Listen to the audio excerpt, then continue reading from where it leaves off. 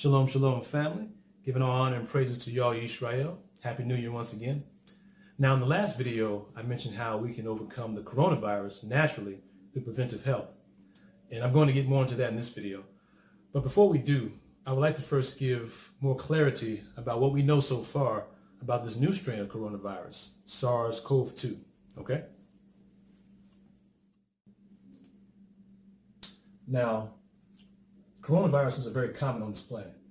In fact, every year, they're responsible for 25% of all respiratory colds that people catch globally, all right? And that's second only to the common cold or the rhinovirus.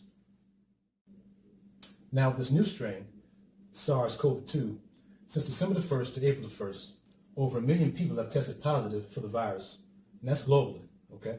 And then a week later, developed symptoms. Now, out of that 1 million people, 58,000 people have succumbed to complications due to the virus.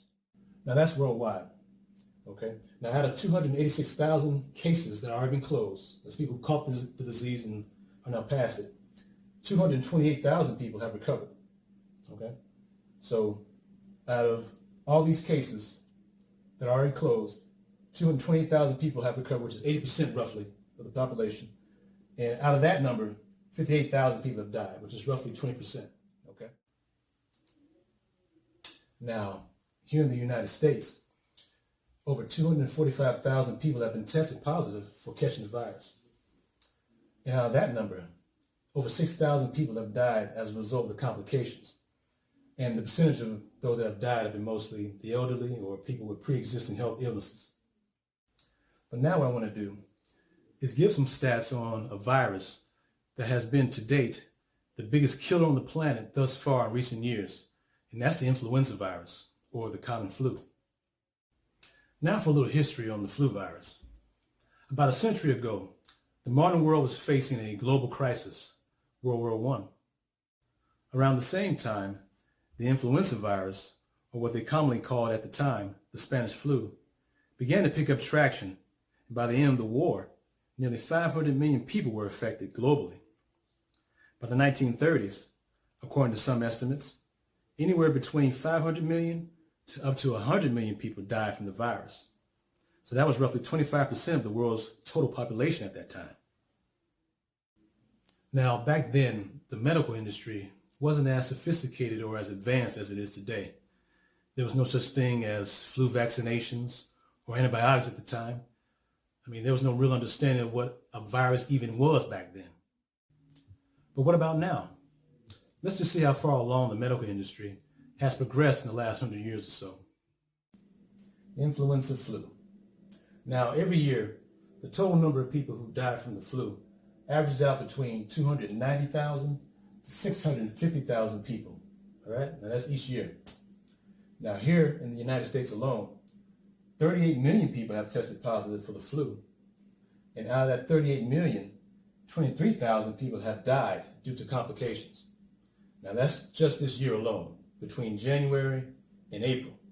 Okay, and that's despite 40% of the population in America actually getting vaccinated for the flu each year. Now, why go over all these stats?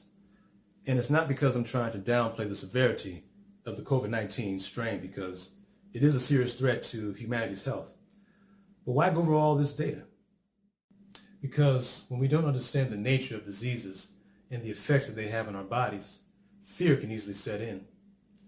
And right now, the media is putting out a lot of fear and panic surrounding this global epidemic. And there's a lot of uncertainty surrounding exactly how we're going to overcome this global outbreak. So where's the silver lining in all of this? Are we just fated to expect the same number of fatalities each year with COVID-19 like we expect with the flu? Why do some people seem more susceptible to viruses like the flu, while others seem not to be affected at all?